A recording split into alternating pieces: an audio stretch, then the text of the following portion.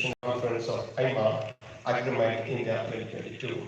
It's an extremely happy to see that the Karnataka becoming the host state of this international exhibition, Agri this year. Thank you to the Ministry of Agriculture and all supporting organizations to make this happen here in Bangalore this time. Agriculture and allied sectors are one of the largest employment providing segments of the Indian economy.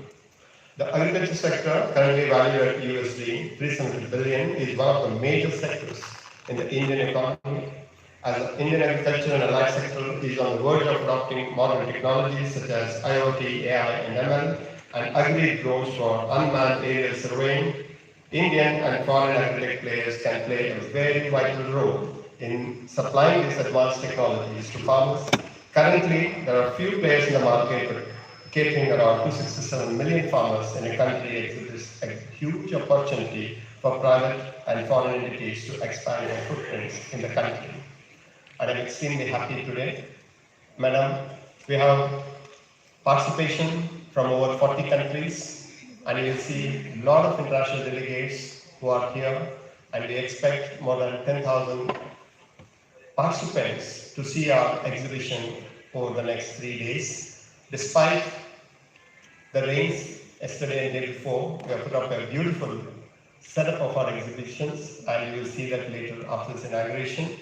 And I'm extremely happy, madam, that Karnataka has got the opportunity, but for your support from the Union government, this would not have been possible. And I'm extremely thankful for your support in getting this exhibition for the first time in the state of Karnataka, and we are thankful for your ministry time.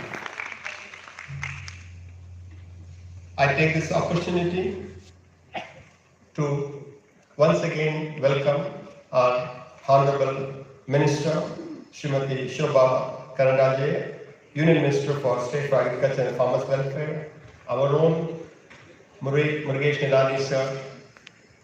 When I was receiving him at the car, he was saying that I'm the host state, it's a part of my family, and no need to come out and listen to Himachal. I've met the people from Tamil Nadu, I've met the people from Andhra Pradesh. So truly, you have brought everyone together, and everyone wants to know what is this equipments which we are showcasing to them, wherein their income can be doubled, their expenditure can be halved. I once again tell you, sir, their income should be doubled, their expenditure should be halved, and then our farmers will be extremely happy. And I welcome you, sir. And Keshavan, sir, he runs Kisan Craft as chairman and doing a lot of good work for the farmers. He's my co-chairman in Agri department in FICCI Karnataka State Council. So I once again welcome you all for this program, and thank you, dignitaries, for your valuable time spending with us. Thank you. Thank you so much, Ullas Kamath, sir, for welcoming and introducing all the dignitaries amazingly. With a huge round of applause, I thank Ullas Kamath for the welcome address. I now request Shri T.R. Kesavan, Chairman of FICCI Agriculture Committee, to put some light on industry scenario. Shri T.R. Kesavan.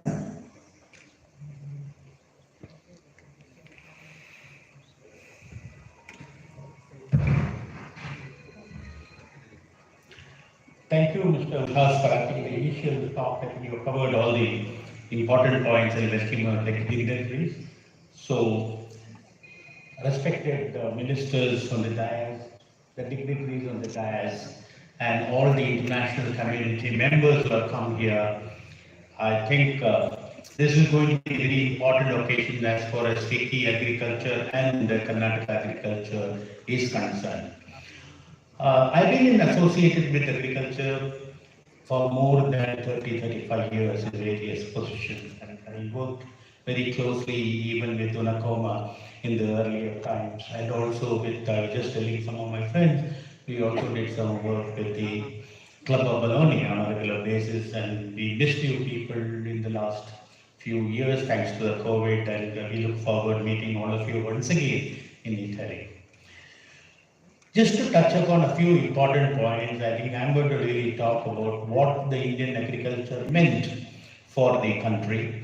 I think the biggest example as far as I am concerned is the only area which grew and sustained India during the COVID period, I think respectfully, in the agriculture and the farmers all put together, I think genuinely they deserve a larger amount of applause from all of us, because that made the big change and made India strong. So sometimes we feel that Indian agriculture is small, very small farmers, and it is not like what happens in the developed markets and developed nations. But the question here is how to make the small beautiful, the small efficient, small delivery, and small making profits. I think that's exactly the direction in which the country is moving. And if you really look at the entire initiatives developed by the Prime Minister and the central ministers and also the Karnataka Agriculture Department, I can always say that today the focus of technology, I mean, let me repeat this, the focus of technology is to A, how do I reduce the input cost for the farmers? Like any technology that can reduce the input cost, whether it is seeds, but still get high productivity. Many a times we measure the power per kilowatt per hectare. I think the world will change with the new technology. We won't say higher kilowatts, but we are really going to say per kilowatt of power, how much more and more I am going to produce. Per drop of water, more and more I am going to produce. I mean, in vision, same thing in the vision also. So I think the technology is going to drive the inputs. The technology is going to do a huge amount of work in reducing the wastages. I mean, considering that Karnataka is very, very good in vegetables, fruits, flowers in a big way, and you look at the wastage is there. I mean, people talk up to 30%, sometimes wastages do happen. Just imagine we have a process in which we can cut down the wastages, say 20% on grains and 30% on other things.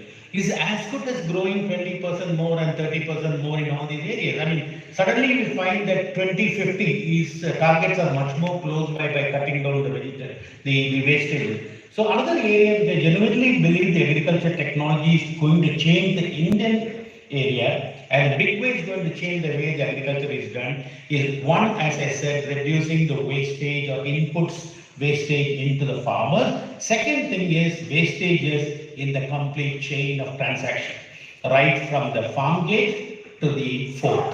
So that is going to be a major area. It also immediately really means that we need to create a transparency in the entire model. So that means we need to have a clear traceability of what we are doing, because believe me, Indian customer also is asking for traceability. International customer is also asking for traceability. But much more than this is, if you want to be a strong e-com player, I mean, if you're going to do your transactions in a IT mode, the most important thing is the buyer need to know what he is getting. And the only way you can make him know what he is getting is by bringing in traceability. One of the problems we notice in the agricultural startups today is they do a fantastic job, but a question of traceability with respect to the buyer is still in a weak link. So I think traceability is going to be a big change, and I think that's going to drive India far more.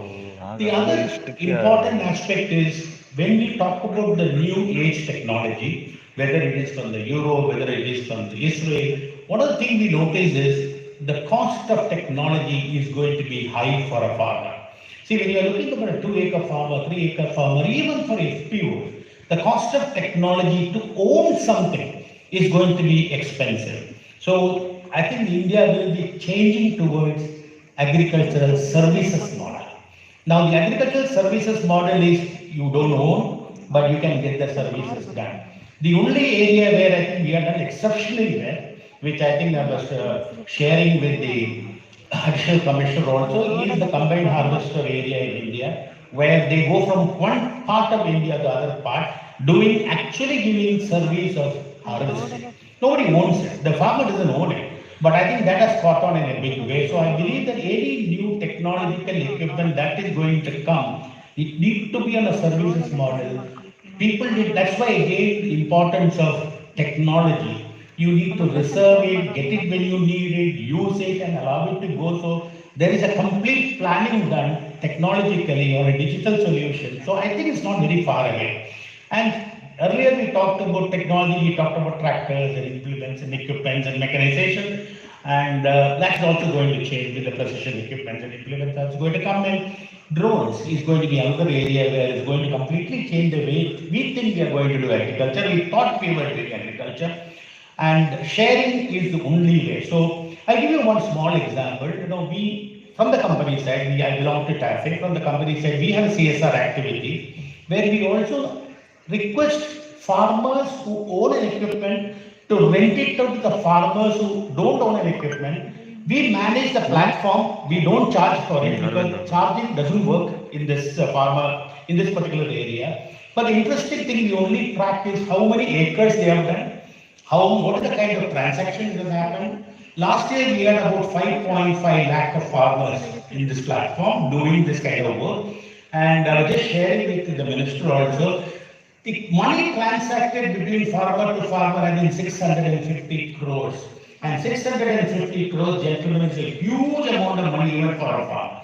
So what I'm saying is, if you can utilize the machine already there, your capex, you sunk the machine and you can get it utilized more, the farmers benefit, mechanization improves, and this can happen in every area, not only mechanization, the entire value chain activity, the entire area where you are trying to move from produce to the farm to the fork, everywhere it is going to be technology, sharing, and how do we create that. What I started with small farmer, small is still mutable, small can be still profitable, and small can be something I genuinely believe can completely change. And with the technology of swarms coming up, you don't require a swarm can work in 1 acre, or a swarm of machines can work in 1,000 acres.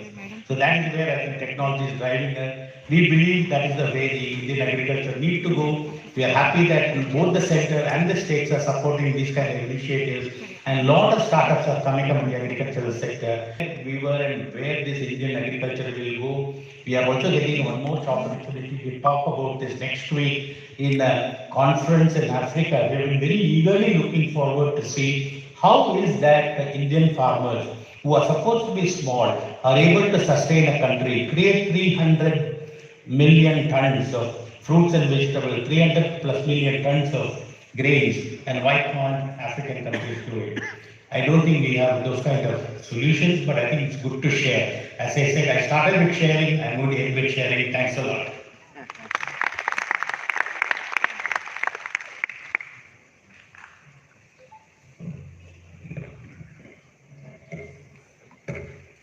Thank you, Shri Kesavan sir, for giving valuable insights. Up next, I request Dr. S. Rajendra Prasad, our Vice Chancellor, University of Agricultural Sciences, GTVK, Bangalore, to address the gathering.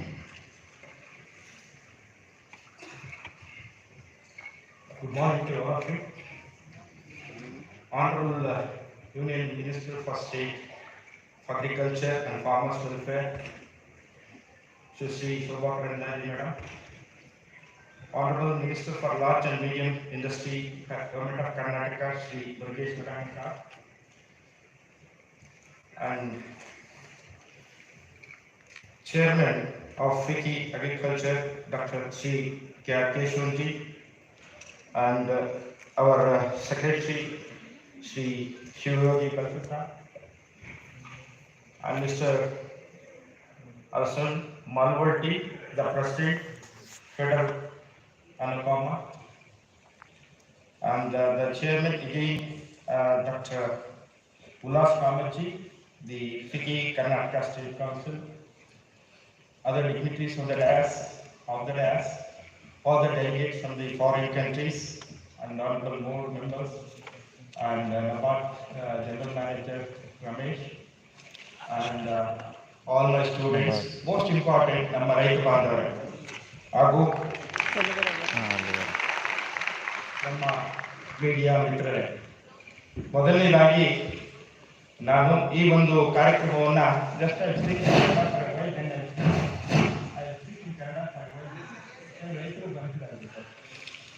first of all, I would like to thank FICCI for choosing. There are two things. That is, one is choosing Bangalore as a venue. The other thing is, mobilizing the people from all over southern parts of the India for these exhibitions. Just I would like to mention how this happened.